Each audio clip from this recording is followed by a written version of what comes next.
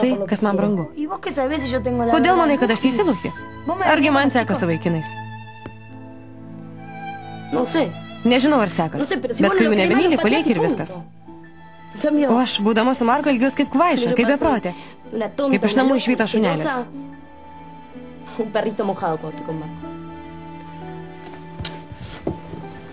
Žinai, ką padarysim? Žinai? Parodysim tam asilui, ko tu verta. O tu labai daug ko verta. Aš tau padėsiu. Nors jei verksiu kaip kokia kvaiša, nežinau, ar pavyks. Tu man ir taip labai daug padedi. Negaliu patikėti, kad jos tai padarė. Man, Pilarai ir jums visiškai sugadinai renginį. Taip, kai aš nukritau ir mėje pasirodė, tas madų šou baigėsi kaip baisiausias košmaras. Ne, mergaitės, pagalvokit kitaip.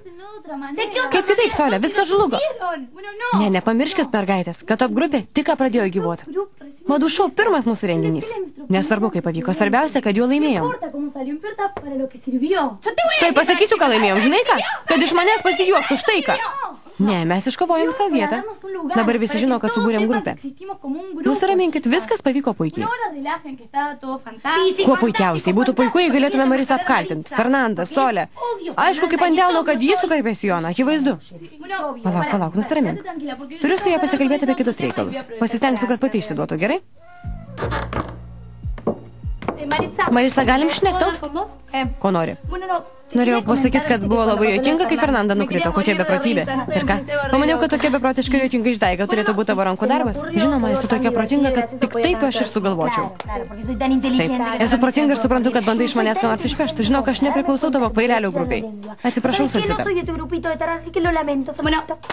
Palauk, mums dar reikia apie šitą šnektelt. Apie ką? Prisimeni mano nuotraukas? Atsiprašau, neturėjau laiko pasikalbėti su mane pyk. Labai gaila, dabar tu irgi tapai pirmininkė. Pablitas labai gražiai pasielgė. Būtų labai gražu, jei sužinotų, kad pavogė jo kalbą.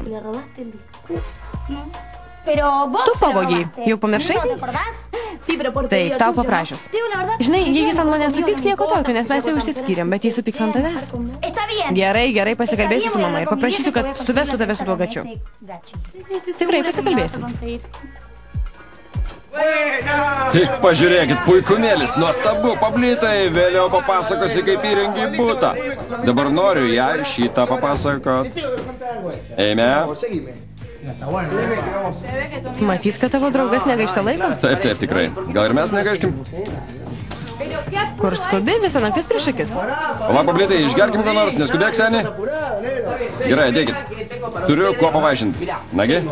Žiūrėkit, turiu sulčių, vandens ir kakavos. Ko norit? Visko po truputį. Gerai? Ne! Kas ten dabar? Vertinome Dalis Elytės, Keitė Vaida Domonytė ir Rida Žirgulis. Garso režisierius Andrius Pavlovičius, įgarsinta LMK televizijoje.